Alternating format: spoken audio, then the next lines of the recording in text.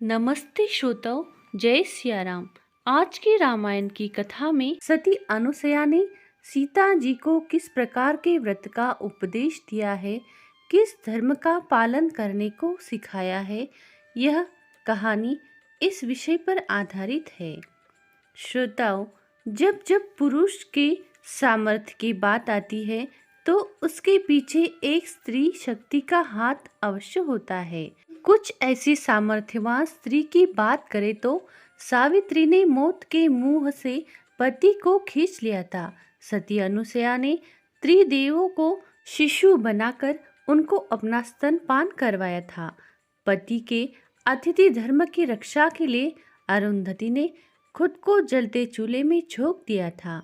ऐसे ही लाखों प्रतिव्रता नारियां हमारे देश के इतिहास में हुई है, लेकिन आपको जानकर आश्चर्य होगा कि इन सभी में भी माता सीता श्रेष्ठम है। अत्रि ऋषि की पत्नी सती अनुसुईया ने वनवास के दौरान सीता जी को खुद पतिव्रता धर्म सिखाया और आगे कहा कि तुम तो पतिव्रता धर्म में सर्वश्रेष्ठ हो। कलयुग में तुम्हारा नाम ले लेकर सर्वसाधारण स्त्रियां भी अपना पतिव्रत धर्म सिद्ध कर लेगी। आगे कथा में अनुसुईया जी ने माता सीता को पतिव्रता धर्म पालन के कुछ नियम सिखाए, जो आगे की कहानी में सुनाते हैं। परमशीलवती और विनम्र श्री सीता जी अनुसुईया जी के चरण पकड़कर उनसे मिली। ऋषि पत्नी के मन में बड़ा सुख हुआ। उन्होंने आशीष देकर सीता जी को पास बैठा लिया और उन्हें ऐसे दिव्य वस्त्र और आभूषण पहनाए जो नित्य नए, निर्मल और सुहावने बने रहते हैं। फिर ऋषि पत्नी उनके बहाने मधुर और कोमल वाणियों से स्त्रियों के कुछ धर्म बखान कर कहने लगी। हे राजकुमारी, सुने, माता पिता भाई सभी हित करने वाले हैं, परंतु ये सब एक सीमा तक ही सुख देने वाले हैं।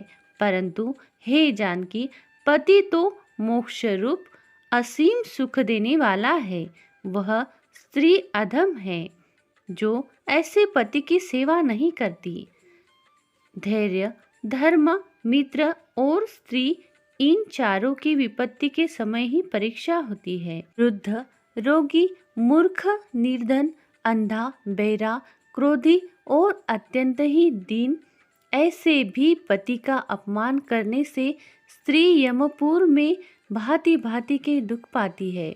शरीर, वचन और मन से पति के चरणों में प्रेम करना स्त्री के लिए बस यह ही एक धर्म है, एक ही व्रत है और एक ही नियम है। आगे मां अनुसुईया सीता माँ से कहती है कि जगत में 4 प्रकार के पतिव्रताएं हैं।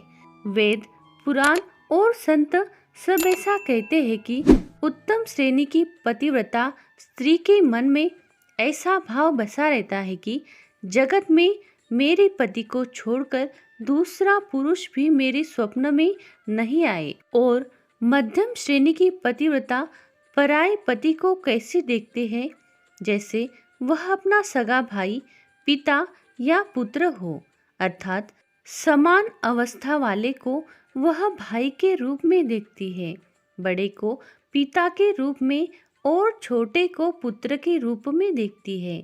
जो धर्म को विचार कर और अपने कुल की मर्यादा समझकर बची रहती है, अधर्म का पालन करती रहती है, वह स्त्री निकृष्ट यानी निम्न श्रेणी की स्त्री है, ऐसा वेद कहते हैं।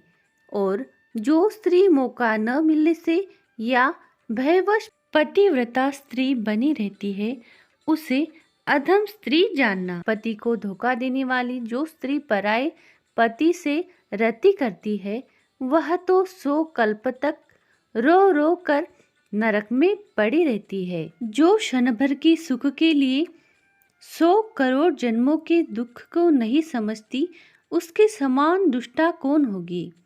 और जो स्त्री छल छोड़कर पतिव्रत धर्म को ग्रहण करती है, धर्म का पालन करती है, पति की बात मानती है, वह बिना ही परिश्रम परम गति को प्राप्त करती है, किंतु जो पति के प्रतिकूल चलती है यानी पति के विरुद्ध चलती है, वह जहाँ भी जाकर जन्म लेती है वही जवानी पाकर यानी भरी जवानी में विधवा हो जाती है। आगे माँ अनुसया कहती है कि स्त्री जन्म से ही अपवित्र है, किंतु पति की सेवा करके वह अनायास ही शुभ गति प्राप्त कर लेती है। यानी पतिव्रत धर्म के कारण ही आज भी तुलसी जी भगवान को प्रिय है और चारों वेद उनका यश गाते हैं, गुणगान करते हैं। हे सीता सुनो, तुम्हारा तो नाम ही ले लेकर स्त्रियां पतिव्रत धर्म का पालन करेगी, क्योंकि तुम्हें तो श्री राम जी प्राणों के समान प्रिय है।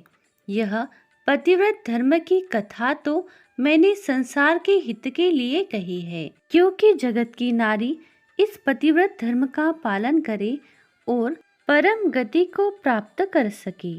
जानकी जी ने सुनकर परम सुख पाया और आदर पूर्वक उनके चरणों में सिर नवाया और भगवान श्री राम ने ही मुनि अत्रि से दूसरे वन में जाने के लिए आज्ञा ली और जाते वक्त कहा कि मुझ पर निरंतर कृपा करते रहेगा और अपना सेवक जानकर स्नेह न छोड़िएगा।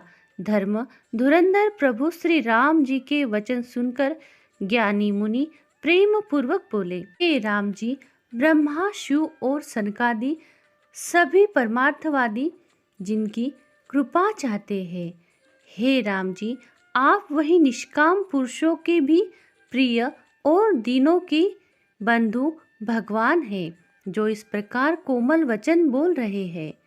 अब मैंने लक्ष्मी जी की चतुराई समझी, जिन्होंने सब देवताओं को छोड़कर आप ही को भजा।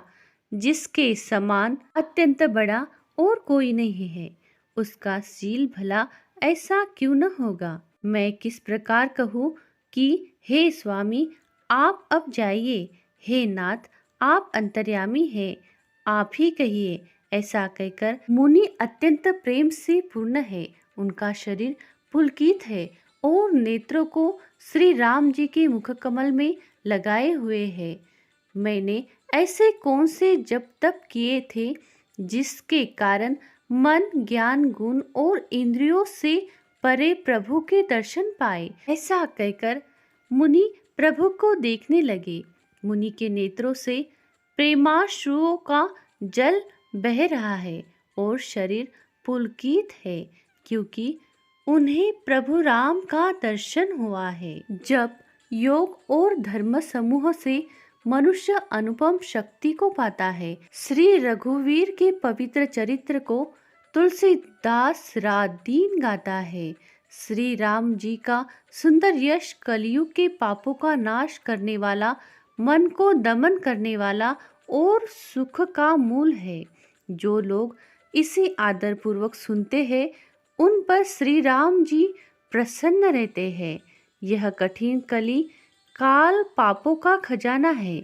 इसमें न धर्म है, न ज्ञान है और न योग तथा जप ही है।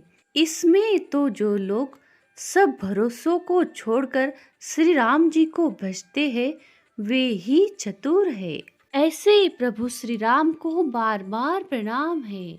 बोलो जय सिया राम। प्रिय श्रोताओं, ऐसे ही अलग अद्भुत कथा सुनने के लिए हमारे धर्मी वॉइस चैनल को लाइक करें, सब्सक्राइब जरूर करें और शेयर करें। बेल आइकन वाला बटन जरूर दबाएं ताकि हमारा नया वीडियो आप तक पहुंच सके। और हाँ, कमेंट में प्रभु श्री राम का जय जयकार जरूर करें। कथा अंत तक सुनने के लिए आपका बहुत बहुत धन्यवाद। बोलो जय सिया राम।